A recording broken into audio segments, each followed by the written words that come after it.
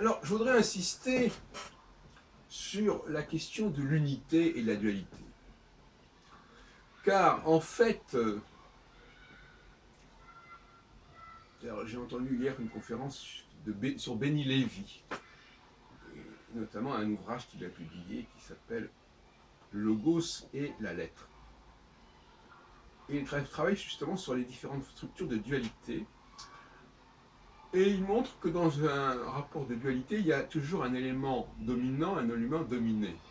Ce n'est pas un rapport égalitaire. Et je vais tout à fait dans ce sens. Prenons le cas justement de cette fameuse dialectique entre Saturne et les étoiles fixes, par exemple, ou n'importe quelle planète et les étoiles fixes. Il est certain que les étoiles fixes n'ont pas le même statut que la planète.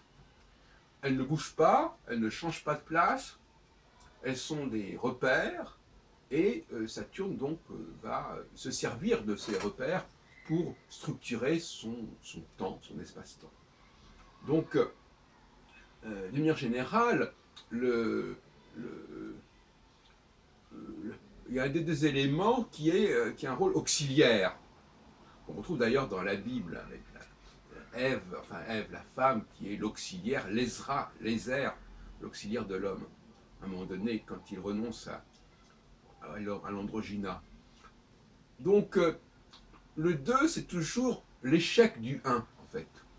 Ou plus exactement, c'est la fragilité, c'est la faiblesse, c'est la carence, c'est l'absence du 1. La nuit, c'est l'absence du jour, tout simplement. Donc, l'idéal du 1, c'est véritablement de pouvoir éviter d'avoir le 2.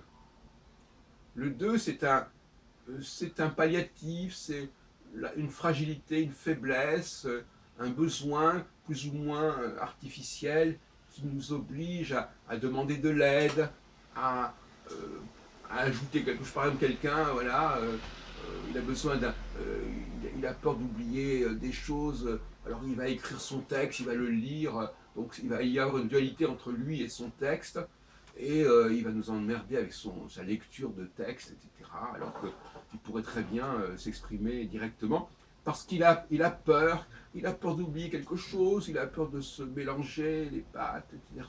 Donc, voilà. Donc il y a toujours quelque chose, parce que le 2, c'est aussi notre rapport à l'objet, à quelque objet que ce soit.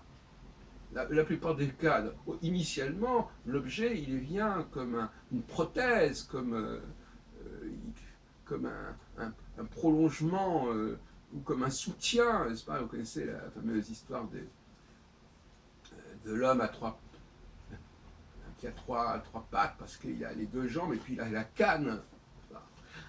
Donc c'est le signe du vieillissement, c'est le signe de la dégradation, etc.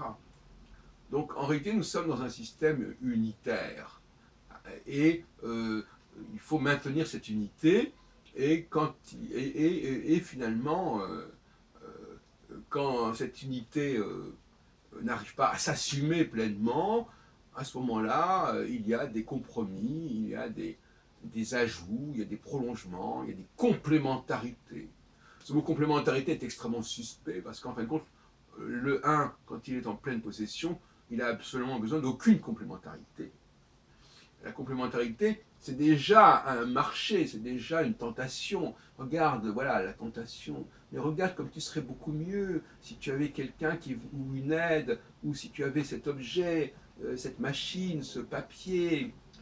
Tu serais beaucoup mieux, tu serais beaucoup plus rassuré si tu étais entouré, si tu étais complété. Tout ça, c'est une pathologie. Ce sont des gens qui vivent aux dépens, comme on dit. La Fontaine le disait très bien.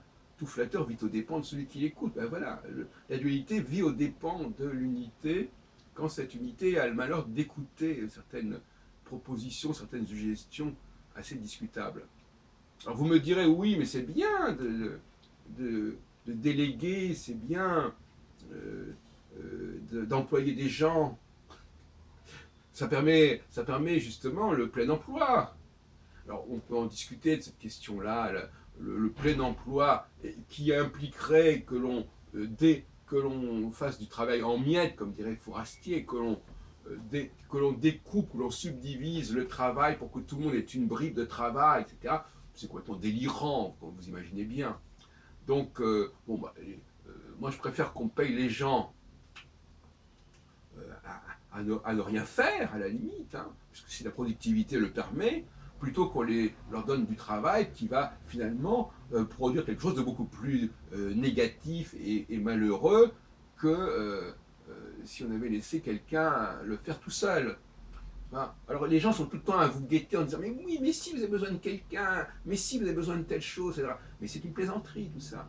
Bon, il faut essayer. Donc finalement, l'indépendance, l'autonomie, c'est absolument fondamental c'est l'idéal de vie, c'est l'autonomie.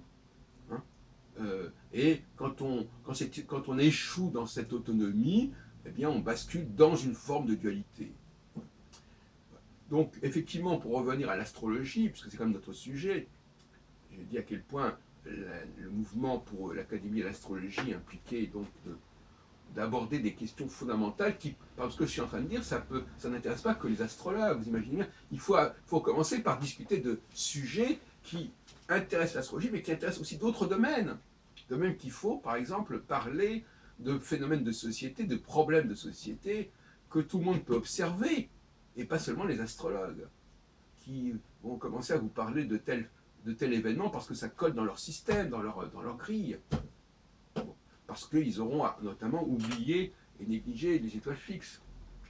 J'ai vu avec plaisir que Françoise Lune-Soleil s'intéresse de plus en plus à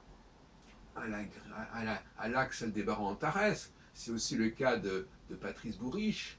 Il y a un nouveau courant stellariste qui n'a rien à voir avec le sidéralisme de Marie Delclos, de Jacques Dorsan et consorts, hein, n'a rien à voir, ou de Barbara Lamotte-Saint-Pierre, ou même celui des astrologues hindous, hein, ou de l'astrologie védique, ça n'a rien à voir. Le stellarisme laisse de côté totalement la question de la division en 12 constellations ou en 12 signes, etc., qui ne sont que des expressions du saisonnisme, comme dirait Bourriche.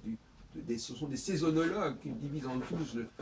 C'est des saisonnologues attardés, dans le cas du sidéralisme, qui s'intéressent à un point vernal qui n'est plus valable, ou des tropicalistes nouveaux genres qui tiennent compte de la réalité du point vernal, c'est-à-dire du début du printemps, qui évolue effectivement au regard des étoiles chaque année.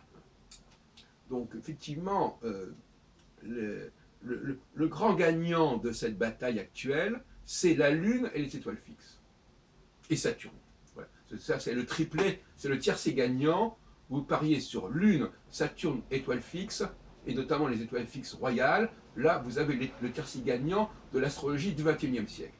Le tiercé perdant, c'est évidemment le Soleil, c'est évidemment les planètes en général, en dehors de Saturne oui, puisque la Lune et le Soleil sont des luminaires, ce ne sont pas des planètes. C'est comme ça qu'on les désigne d'ailleurs Je rappelle, entre parenthèses, que quand vous lisez la Genèse, donc quand vous lisez le premier chapitre de la Genèse, on dit bien Dieu a créé les luminaires, mais orotes.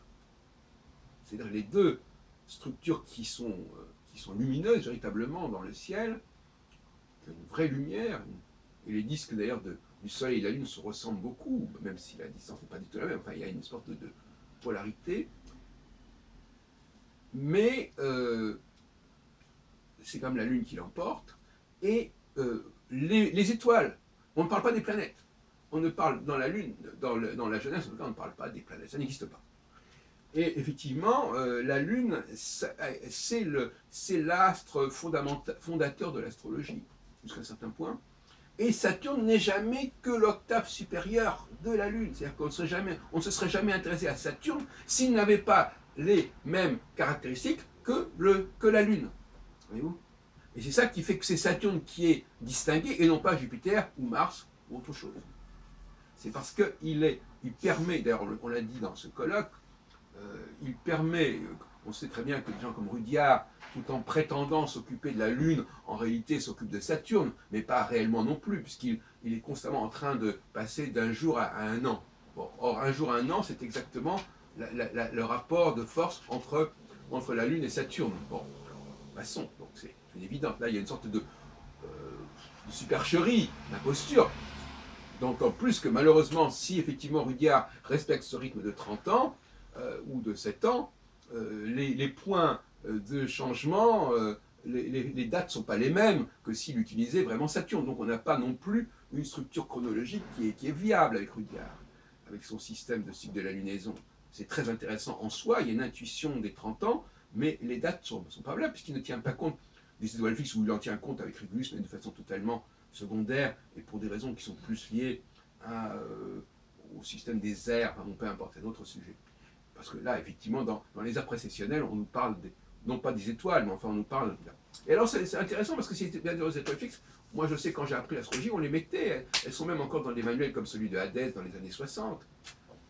On les mettait quand même dans le thème natal, et puis tout d'un coup, hop, elles disparaissent. Même je suis sûr qu'aujourd'hui, quand on vous sort d'ailleurs informatiquement le thème, on ne met même plus les étoiles fixes, et surtout pas les étoiles fixes royales. J'en ai d'ailleurs deux qui sont importantes dans mon thème natal, puisque j'ai Mars qui est exactement conjoint à Régulus, et j'ai Soleil et Jupiter qui est exactement conjoint à Antares. Bon, c'est peut-être un signe avant-coureur de mon intérêt pour les étoiles fixes, mais enfin, moi, de toute façon, pour moi, c'est très mystérieux la question du thème natal. Je n'y attache pas une grande importance en soi, mais je crois que Gauquelin a montré l'intérêt du thème natal. Et puis, je n'exclus pas que malgré tout, il n'y ait pas une signification, non pas au niveau de l'interprétation, mais qu'il y ait une structure du thème natal qui puisse faire sens quelque part, sur le plan divinatoire, sur le plan de l'incarnation, etc. Pourquoi pas. Donc, je reviens à cette question. Le tiercé perdant, effectivement, c'est évidemment, s'il fallait parler d'un tiercé perdant, c'est le tiercé Uranus, Neptune, Pluton. Alors là, c'est le tiercé perdant à tous les coups. Mais alors là, à tous les coups. Donc on a une astrologie Uranus, Neptune, Pluton solaire, qui est d'ailleurs celle de Nicolas, parce que Nicolas ne crache pas du tout sur les planètes transsaturniennes, bien qu'il mette la Lune un petit peu à part, dans son système RET d'ailleurs, curieusement.